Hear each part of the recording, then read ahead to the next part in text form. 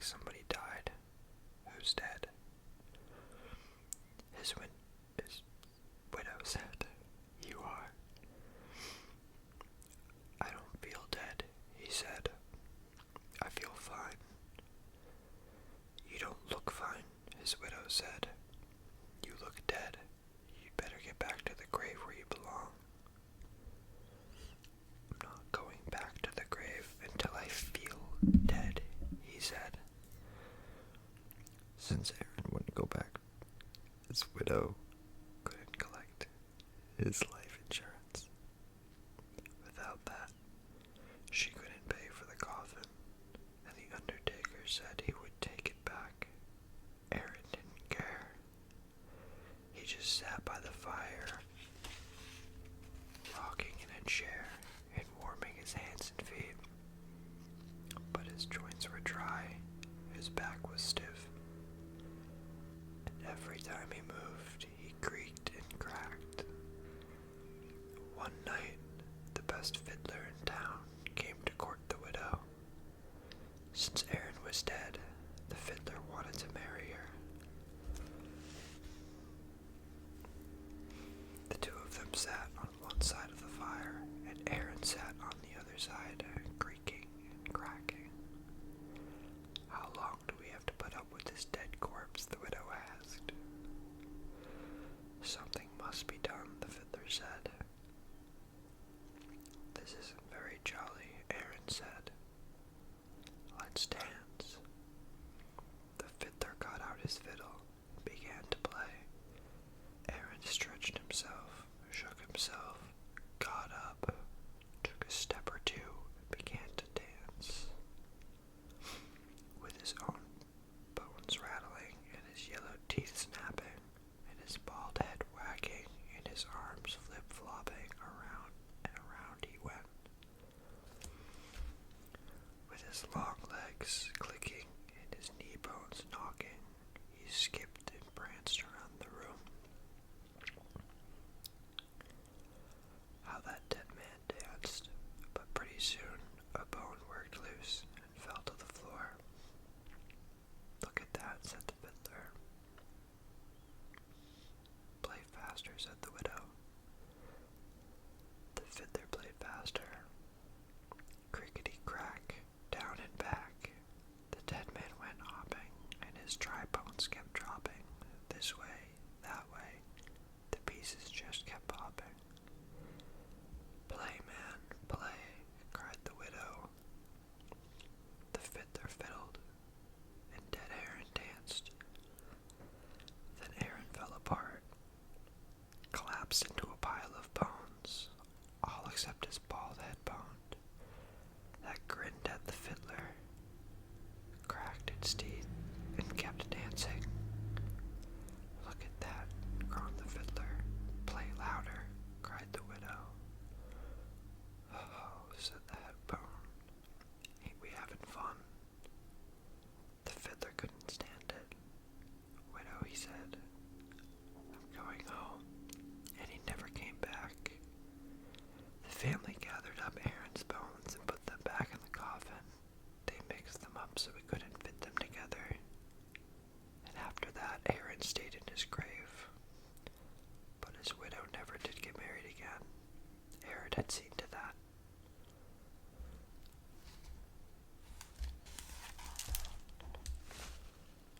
Do another one.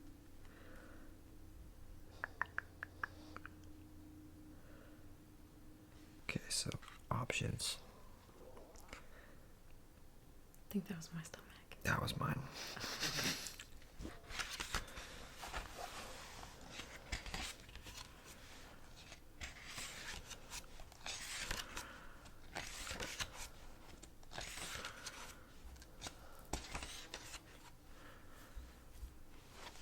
The boy with nails in his eyes. The boy with nails in his eyes put up his aluminum tree. It looked pretty strange because he couldn't really see.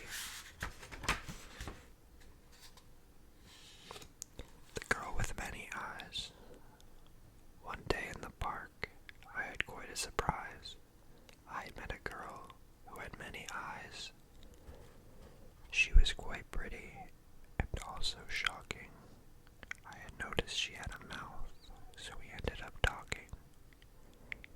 We talked about flowers, about her poetry classes, and the problems she'd have if she ever wore glasses. It's great to know a girl who has so many eyes, but you really get wet when she breaks down and cries.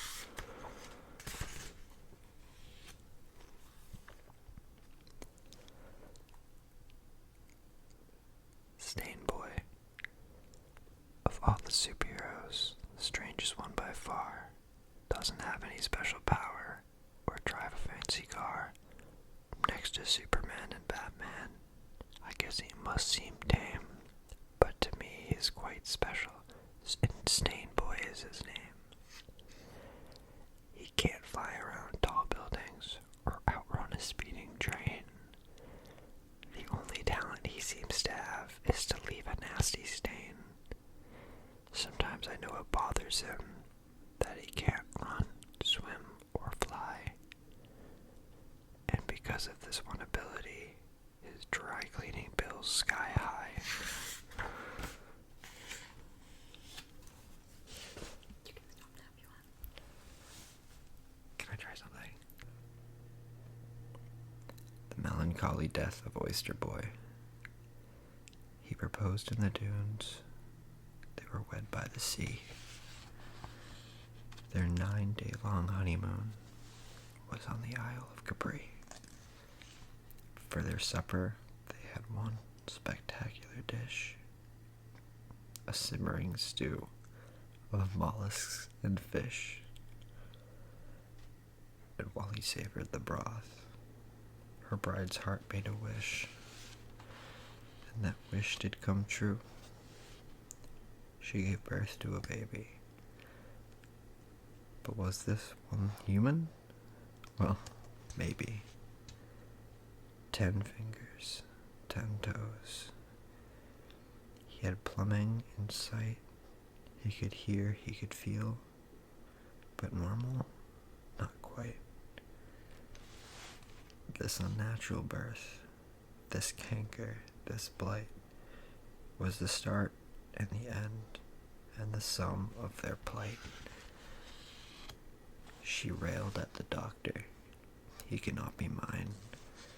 He smells of the ocean, of seaweed and brine.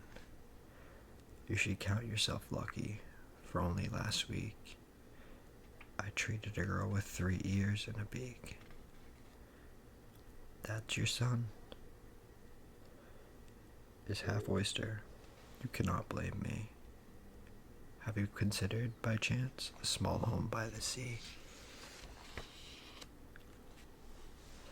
Not knowing what to name him, they just called him Sam.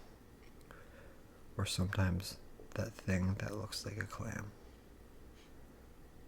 Everyone wondered, but no one could tell. When would young Oyster Boy come out of his shell? When the Thompson quadruplets spied on him one day, they called him a bivalve and quickly ran away. One spring afternoon, Sam was left in the rain at the southwestern corner of Seaview in Maine. He watched the rainwater as it swirled down the drain. His mom on the freeway in the breakdown lane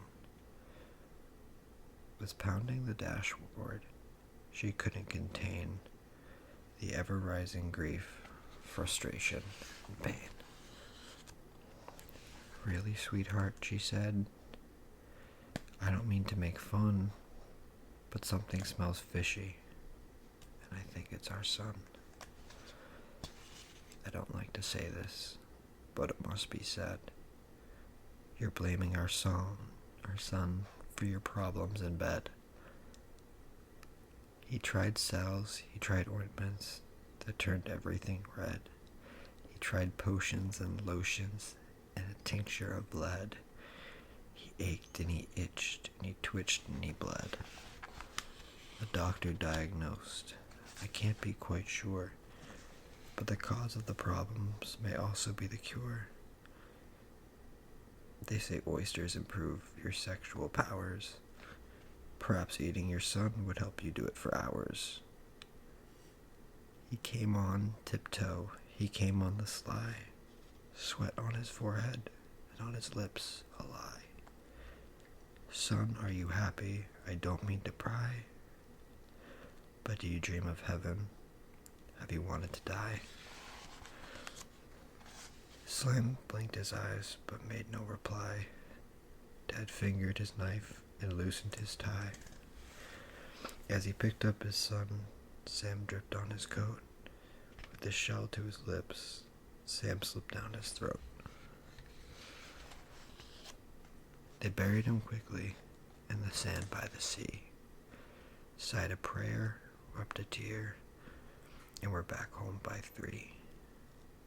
A cross of gray driftwood marked Oyster Boy's grave. Words written in the sand promised Jesus would save, but his memory was lost with one high tide wave. Back home, safe in bed, he kissed her and said, "Give it a whirl." But this time she whispered, "We'll wish for a girl."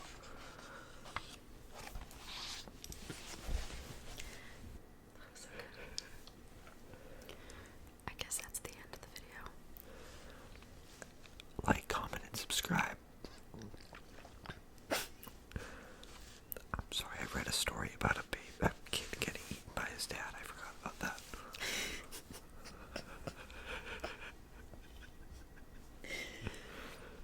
It was very entertaining. Neither of us eat seafood, That's true. so it was kind of gross. I'm not even joking. I was actually falling asleep. I'm not actually joking, but I'm thinking about eating a sun.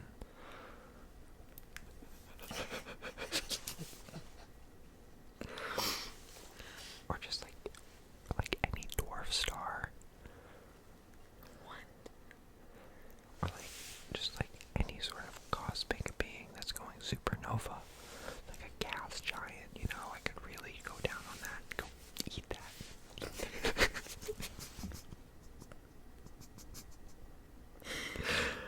I bet that is eating. I bet that is eating. I bet that is eating. Fuck.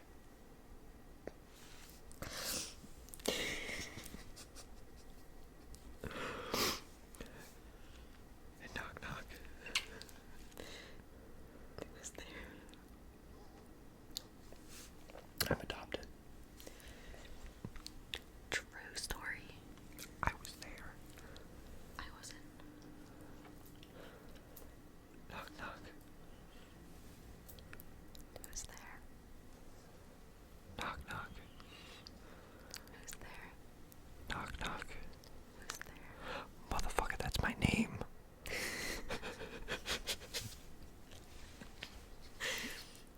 You.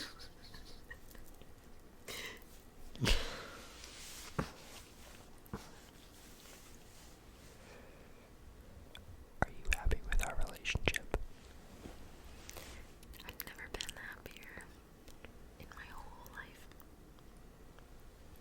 Cool, thanks for the pressure.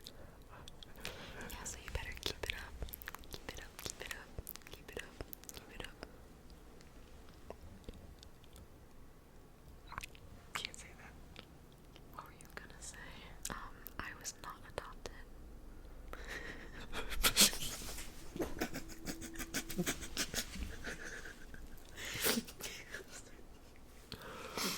I was. Okay, we're gonna end this video. Goodbye. Try some mouth sounds. Try some mouth sounds. Just go like this.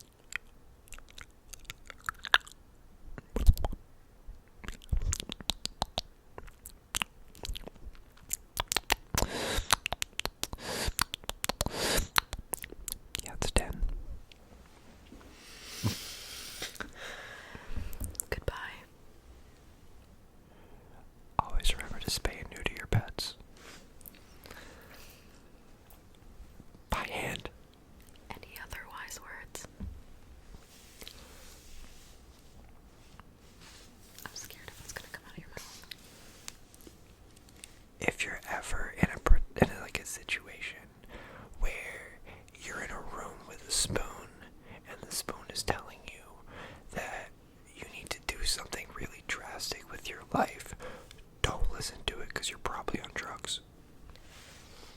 Or having a mental health crisis. No, usually when I have mental health crises, I'm around sporks and